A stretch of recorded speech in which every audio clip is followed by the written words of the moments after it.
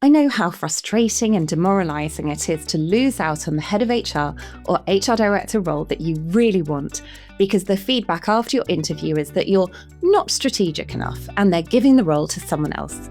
I know it happens a lot because I've had so many conversations with talented HR professionals about exactly this situation.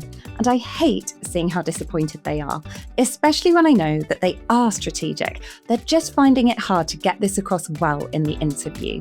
So in this episode of HR Coffee Time, I'm going to share 3 practical ways to show that you're strategic in your next HR job interview. I'm going to start off by quickly explaining what being strategic actually means, and then I'll share the first tip, which is all about the language you use in the interview. The second tip explains how to answer the questions in a way that demonstrates you have a strategic approach. And the third and final tip is about the types of questions you can ask that show you think strategically. So if you go ahead and put all these tips into action, it should make all the difference in helping you land your dream HR or people role. But before we get started, I'll quickly say hello. I'm Faye Wallace, in case we haven't met before, and as well as being the host of this HR Coffee Time podcast, I'm a career and leadership coach for HR professionals. It's wonderful to have you listening today, or watching if you're watching the video version on YouTube. And if you're a returning listener or watcher to the show, thank you so much for joining me again. It's brilliant to have you back. Then finally, before I dive in with the 3 tips, I just want to very quickly say a huge and heartfelt thank you to Amanda Saxton, Vicky Kearns, and Tamaris Roberts, who have all shared posts on LinkedIn recommending this podcast to their network. And I hope I pronounced all your names correctly. Thank you so much for doing those posts. I can't tell you how much I appreciate your support, and it is just wonderful to know that you've been enjoying this show. Now let's get started with the main part of the episode. I'll quickly share my thoughts on what being strategic actually means, because I know that for a lot of people, the word strategic can feel like a mystery or like it's just another corporate buzzword that everyone throws around, but no one can really define. So to help demystify it and help you feel more confident when you're talking about being strategic, I want to share 2 ideas that I found most helpful for understanding what being strategic really means in practice. The first idea comes from Dr. Max McEwen's book, The Strategy Book, How to Think and Act Strategically to Deliver Outstanding Results. And in fact, I'm such a massive fan of this book that there is now actually a recommendation for the book written at the very front of the latest edition, which is written by me. So that was incredibly exciting to be asked to write that recommendation. But anyway, about the actual book. In the book, Dr. Max McEwen explains that strategy is fundamentally about shaping the future. So you need to decide what it is you're aiming for in the future and then start working towards it. The second idea about strategy that I have found really helpful, and I hope you will too, comes from Richard Rummelt's book, Good Strategy, Bad Strategy, The Difference and Why It Matters. Richard Rummelt explains that at the heart of good strategy is a focus on solving the biggest problem that the organisation you work for is facing, and then keeping a laser focus on solving it, instead of getting distracted by lots of other things you could be doing as well.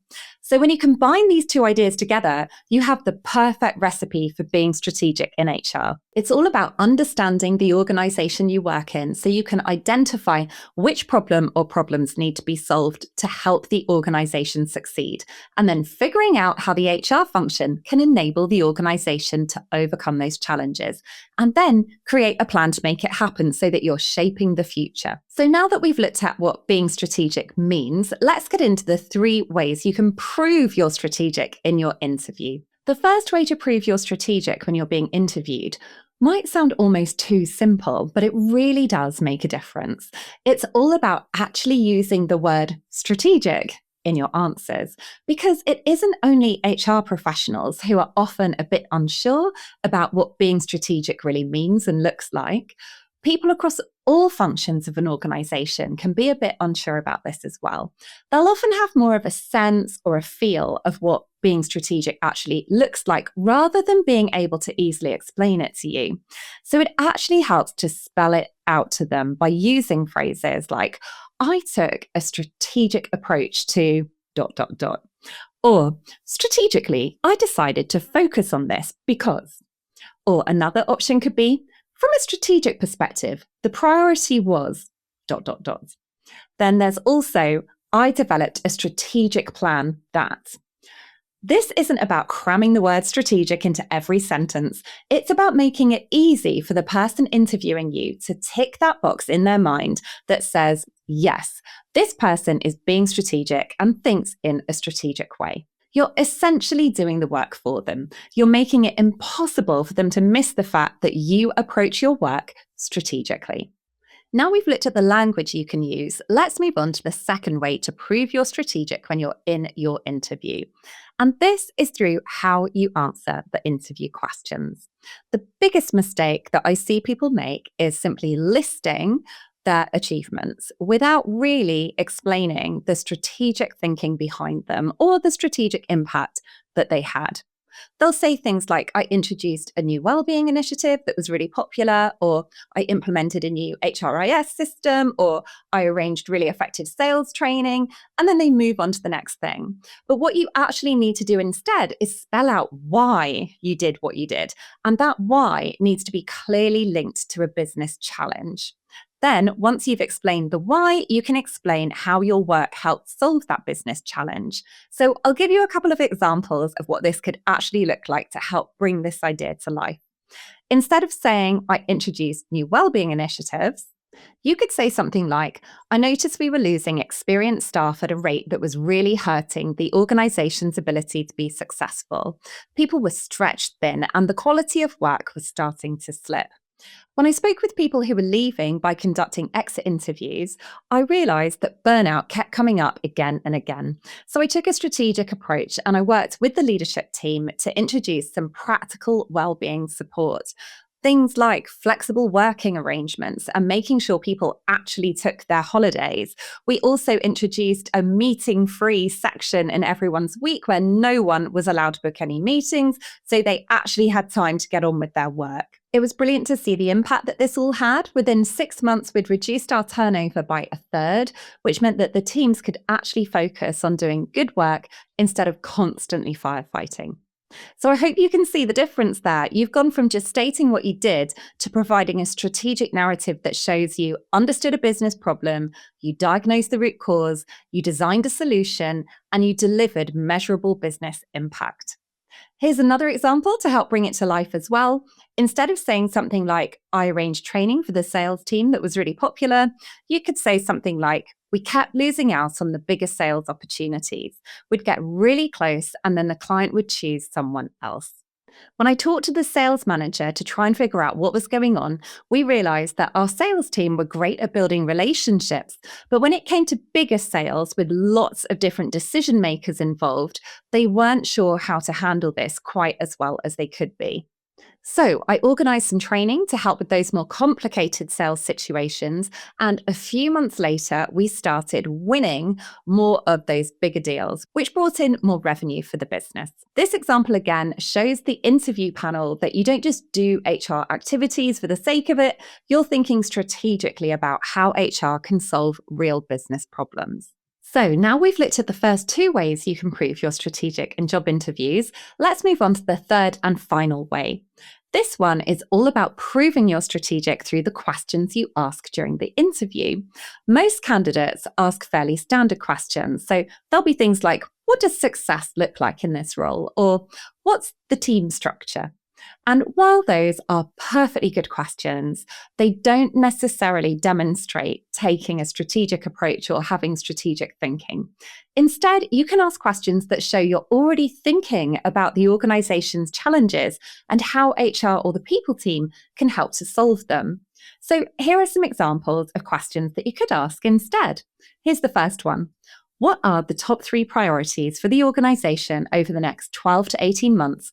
And where do you see HR or the people function having the biggest impact on achieving those? Or another question is, what are the biggest people-related challenges currently holding the organization back from achieving its goals? And then a final example is, what would you say is the biggest gap between where the people function is now and where it needs to be to support the organization's strategy as well as possible? These questions demonstrate that you're thinking like a business leader who happens to specialize in people rather than an HR professional who is siloed away and doesn't have the organization or business understanding and doesn't have a strategic approach. So that brings us to the end of this episode. We've looked at 3 ways to prove you're strategic in your next HR job interview. And those ways were to, firstly, use the word strategic in your answers. The second one was to answer questions by focusing on the why behind the things that you've achieved, as well as explaining the how that you achieved them. And then finally, the final tip was all about asking questions that show you're thinking about the organization's challenges and the role HR or the people team can play in solving them.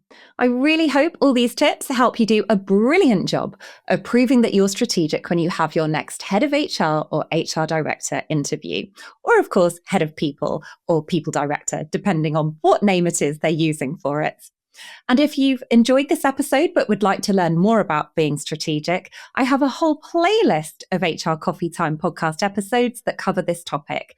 I'll make sure that I add the link to the playlist in the show notes, and I'll also put it in the YouTube description.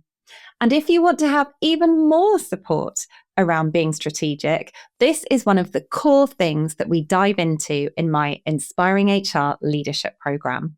You can find out everything about the program by visiting my website, brightskyhr.co.uk, clicking on Services, and then choosing Inspiring HR. I'll also make sure that I put a link to it in the show notes and in the YouTube description as well. And if you have any questions about the Inspiring HR Leadership Program, please do ask me. I'm always happy to answer them, and I'd love to welcome you into one of the future cohorts. Thank you so much for listening to this episode of HR Coffee Time.